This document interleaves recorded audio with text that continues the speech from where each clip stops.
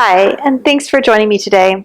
Today we're going to be talking about restorative sequencing, and we're going to talk a little bit about a few of the nuances between restorative and yin.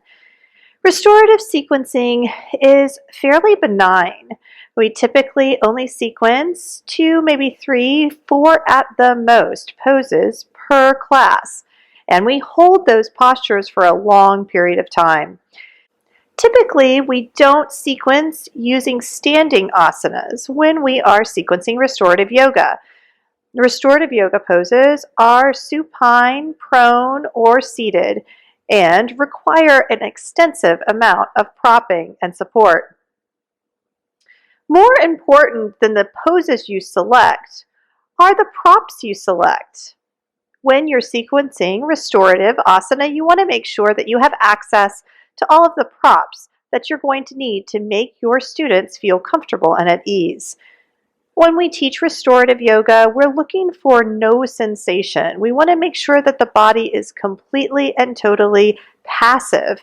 Over time, students might feel a sensation creep up on them, but initially they feel nothing at all, just rest and ease.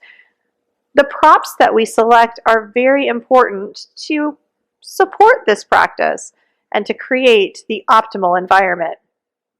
We use blankets to create softness, and we use bolsters to create support. We use blocks to bring the earth higher so that it meets the body. All of these different props can really help us when we're sequencing restorative. Restorative sequencing requires that we hold postures for 20 minutes or longer. And you can imagine that that might be quite challenging and require a lot of effort if we're not using props. For example, if we want to do anything where the legs are above the heart and we are supine on our back, typically we will use a strap to hold the legs together. When we use a strap, that prevents the body from efforting, and it allows us to truly relax and get the benefit of this gentle inversion. Anytime we bring the feet above the heart, we are creating an environment for inversions, and we're giving the heart a little bit of a break. This helps with circulation, and it helps release ama from the extremities.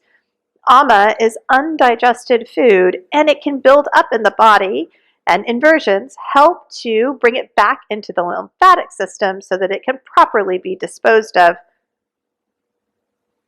When we are sequencing restorative asana, we need to remember that there should be minimal movement from pose to pose.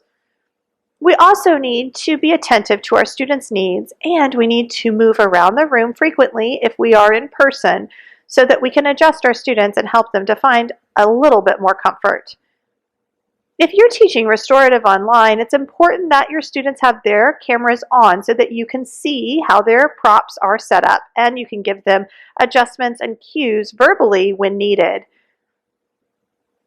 When you are teaching restorative asana, it's important to maintain a quiet, comfortable, and serene environment for the unfolding of the experience.